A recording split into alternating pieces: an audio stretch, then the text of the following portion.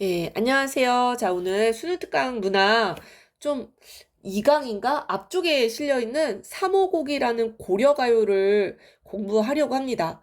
이 3호곡은요, 굉장히 짧은 노래예요. 굉장히 짧은 노래고, 이 고려가요지만, 고려가요 중에서도 굉장히 민요에 가까운 그런 노래라고 보실 수가 있어요.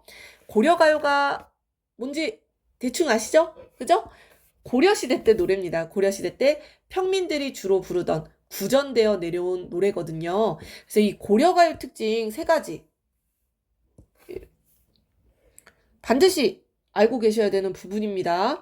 고려가요의 특징 세 가지 3, 분, 후 들어보셨나요? 3분 후. 그래서 3, 음보의 운율을 가지고 있고요. 사실 이 삼음보라는 게 민요의 율격이라고 볼 수 있어요. 민요가 전통적으로 삼음보가 많습니다. 자, 그리고 분절체 또는 분연체라고 하는데 연구분이 있다라는 얘기예요. 1년, 2년, 3년, 4년. 그리고 그 연이 끊어질 때마다 연 마지막에 후렴구로 반복되는 부분들이 있다라는 특징이 있어요. 그런데 이 3호곡이라는 노래는 너무 짧다 보니까 하나의 이 연구분이 없습니다. 그래서 딱 한 개의 연으로 이루어져 있기 때문에 고려가요 특징 중에 이 분절체는 3호곡에는 해당이 안 돼요. 3호곡에는 해당이 안 되고요.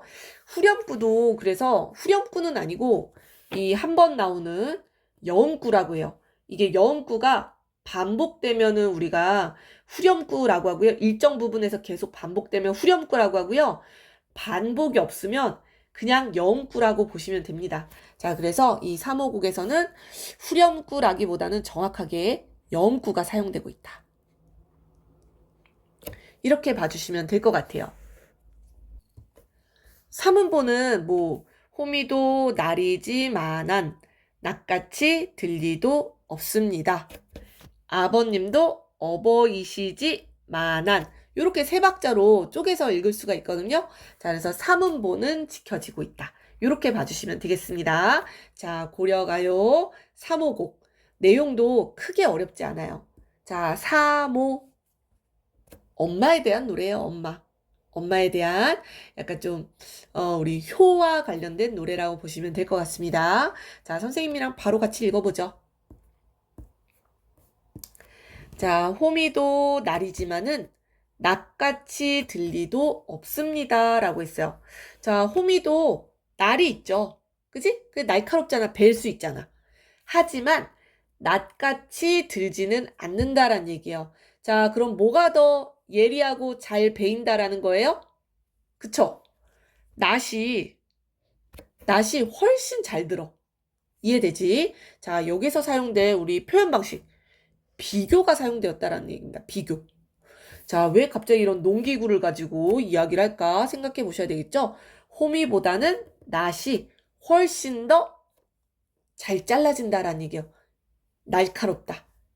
예리하다. 그죠? 자, 그러면서 바로 아버지, 어머니 얘기가 나와요. 아버님도 어버이시지만은 위덩더둥성 어머님같이 괴실 리 없어라 라고 했어요. 자, 지금 위랑 이 연결되시나요? 아버님도 어버이시지만은 어버이라는 게 부모를 얘기하는 거 아니겠어요? 이 아빠도 부모지만 요건 조금 빼고 뒤에 먼저 해석해 보면은 어머님 같이 괴실 이가 없다라고 했어요. 괴다라는 거, 괴다. 고전 시가에 잘 나오죠? 사랑하다. 그래서 선생님이 여기 하트 해놨잖아요. 그죠? 어머님 같이 나를 사랑해줄 사람이 없다란 얘기입니다. 이거 뭐예요? 최상급 표현이잖아요. 우리 엄마가 나를 제일 사랑해. 우리 엄마가 짱이야. 엄마가 최고야. 이 얘기입니다. 자, 듣는 아빠 좀 섭섭하겠네요. 아빠도 부모님이지만 엄마가 나를 가장 사랑해준다라는 얘기입니다. 이해되시죠? 자, 그래서 위에 나왔던 홈이랑 낫이랑 연결해 볼게요. 자, 이 홈이는 아빠를 얘기하는 거예요. 더 잘 베이고 날카로운 요 낫은 엄마를 비유한 대상이라고 보시면 될 것 같습니다. 자, 그래서 사실 요것도 연결해 볼 수 있어요. 이 호미와 낫은 다 날을 가지고 있죠. 그래서 어버이시지만은 요 부분이 이제 날이랑 요렇게 연결될 수 있어요. 이해되시죠? 자, 그래서 호미와 낫을 비교해서 낫이 훨씬 더 잘 드는 것처럼 아버지와 어머니를 비교했을 때 어머니가 나를 훨씬 더 사랑해준다라는 뜻입니다. 중간에 들어간 거는요, 위, 덩더둥셔 해가지고 이거는 여음구예요, 여음구. 위는 감탄사예요. 위, 덩더둥셔. 이건 약간 북소리를 흉내낸 말이 아닌가, 음성상징어가 아닌가 이렇게 추측을 하고 있습니다. 이 고려가요가요, 구전되어 내려오다가 입에서 입으로, 그치? 전해져 오다가 조선시대 때 이 궁중음악으로 사용이 되었거든요. 이 얘기는 궁궐에서 악기 연주에 맞춰서 노래를 했다라는 얘기예요. 그랬을 때 이 중간중간 부분에 이 여음구라는 게 사실은 지금으로 얘기하면 애드립 같은 거야, 얘들아. 이 대중가요 중에서도 애드립, 오, 베이비, 뭐 이런, 그치? 애드립이 들어가잖아. 그치? 그게 이제 고려가요에서는 여음구라고 이야기를 하는 겁니다. 악기 연주에 맞춰서 노래를 부를 때, 요렇게 의미는 없지만, 박자를 맞추기 위해서 요런 여음구를 넣었다라는 거죠. 그래서 이 여음구는요, 흥을 돋우는 그런 기능이 있기 때문에 조흥구라고도 이야기를 합니다. 조흥구. 자, 의미는 없고요. 흥을 돋아줄 수 있고요. 리듬감을 형성해주는 효과가 있습니다. 아까 얘기했지만 이 여음구가 매 연마다 비슷한 부분에서 반복이 된다라고 하면은 후렴구라고 이야기를 하는 거예요. 이해되셨죠? 자, 마지막 행을 보시면은 아소님이시여 라고 하죠. 아소는 감탄사예요. 아, 님이시여. 어머님같이 괴실 리가 없구나 라고 다시 한번 반복하면서 뭐예요? 반복은 운율과 시적 의미를 강조하는 효과가 있겠습니다. 자, 그래서 19 반복하고 있는 거 체크해 보시면 되겠고요. 형식상의 특징 보시면은 아소님이시여 이 부분이 여러분들 고려가요 이전에 뭐가 있었죠? 신라시대 때 향가가 있었습니다. 이 제망매가 찬 기파랑가 이런 게 이제 19채 향가인데 이 19채 향가를 보시면은 마지막 부분을 낙구라고 하는데 낙구 첫머리에 아으 이런 감탄사가 오는 경우가 많거든요.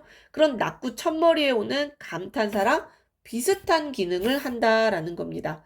바로 시상을 마무리해주는 역할을 하고 있어요. 그래서 아소님이시여 시상 마무리하면서 어머님같이 계실 리 없어라. 다시 한번 반복, 강조, 운율 형성. 이렇게 되는 거죠. 이해되시죠?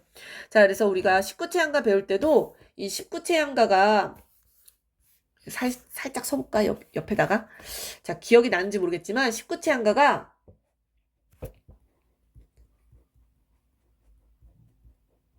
의미상 3단 구성을 이루고 있는 경우가 많아요. 그래서 4, 4, 2. 요 마지막 부분이 낙구 아니겠어요? 4, 4, 2. 요런 식으로 3단 구성으로 나누는데 이게 뭐에 영향을 주었다? 조선시대 시조에 영향을 주었다라고 봐요. 시조도 3단 구성이죠. 초, 중, 마지막 종장. 그리고 종장 부분에 보면은 감탄사가 오는 경우가 많아요. 어즈버 이런 감탄사. 그래서 19채 향가의 3단 구성 형식이 시조의 형식에 영향을 주었을 것이다 라고 추측을 합니다. 그런데 이 3호곡도 3단 구성으로 볼 수 있어요. 3단 구성으로. 다른 색깔로 좀 해볼까요? 자, 일단 여음구는 의미가 없으니까 빼고요. 의미가 없으니까 빼고 요렇게가 첫 번째 부분. 그죠? 아버님도 어버이시지만 중간에 여음구는 빼고 어머님같이 계실 리 없어라? 두 번째 부분. 자, 마지막 부분이 감탄사로 시작을 하죠. 그지? 아소님이시여 어머님같이 계실 리 없어라. 그래서 1, 2, 3 이렇게 3단 구성을 가지고 있다라는 점에서 19체 양가랑도 굉장히 비슷하고요. 시조 형식과도 비슷하다. 이렇게 보실 수가 있겠습니다. 자, 시조의 초중 종작 요런 3단 구성과 비슷하다라는 특징 체크해 보시면 좋을 것 같아요. 자, 내용을 조금 정리 다시 한번 해보자면요. 자, 비유적인 대상이 농기구입니다. 농기구. 아무래도 그때 당시가 이 농사가 중요했던 시기이기 때문에 이런 농기구에 빗대어서 표현을 한 것 같아요.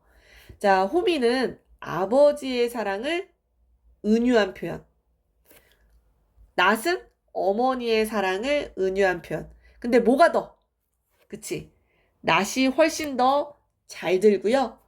어머니의 사랑이 최고라고 표현을 하고 있습니다. 자, 그래서 추상적인 대상, 바로 이런 사랑이라는 마음, 추상적인 개념이죠. 이것을 구체적이고 일상적인 사물, 바로 호미, 낫, 이런 농기구에 빗대어서 표현했다라는 게 바로 이 노래의 핵심 포인트라고 보실 수가 있겠습니다. 자, 박스액을 읽으면서 마무리할게요.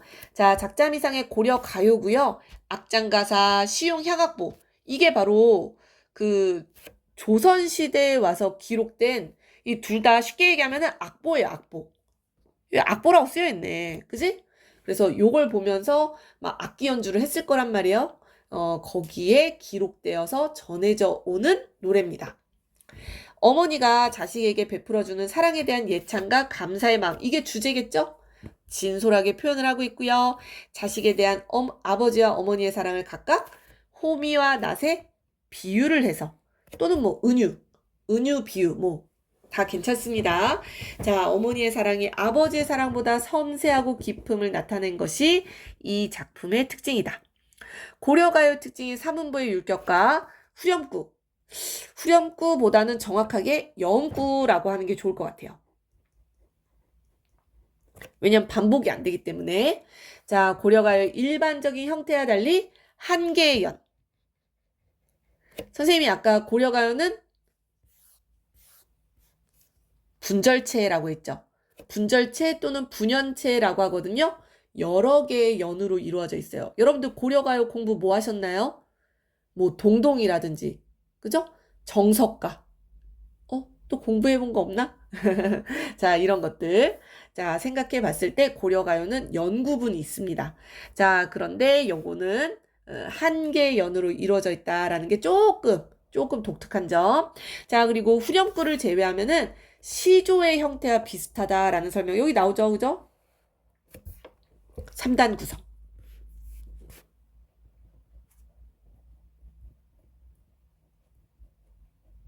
3단 구성이라는 점. 자, 그리고 마지막 행 첫머리에 아소님이시여 라는 이런 감탄어구가 온다라는 거 19체 양가의 낙구와 유사하다. 19체 양가의 낙구, 어즈버라는 감탄사 첫머리에 오는 경우가 많습니다. 미안해요. 어즈버는 시조고요. 19체 양가 낙구에는 아으가 많이 와요. 아으. 그죠? 자, 그래서 호미와 낫 같은 농경사회의 일상적인 소재가 작품 소재로 사용된 점, 짧은 길이의 단순한 형식으로 구성된 점, 이런 것으로 짐작할 때 농경사회를 배경으로 한 농촌 민요로 우리가 추측해 볼 수 있겠습니다. 자, 주제는 어머니의 사랑이에요. 어머니의 사랑. 자, 그래서 요런 형식상의 특징들, 그죠? 여러분들 내신 시험에 서술형이 나온다면은 요런 것들 서술형으로 낼 만한 부분이다라고 생각이 듭니다. 그래서 시조의 형태와 비슷하고 19체 향가의 낙구와 유사한 점이 있다라는 거 꼭 좀 기억을 해주시면 좋을 것 같아요. 자, 짧은 노래지만 형식상의 특징을 이야기할 게 굉장히 많았네요. 그죠? 내용은 별거 없어요. 내용은 별거 없고 형식상의 특징, 그죠? 표현상의 특징. 여러분들 잘 체크해 보시면 좋을 것 같습니다. 자, 오늘 여기까지 할게요.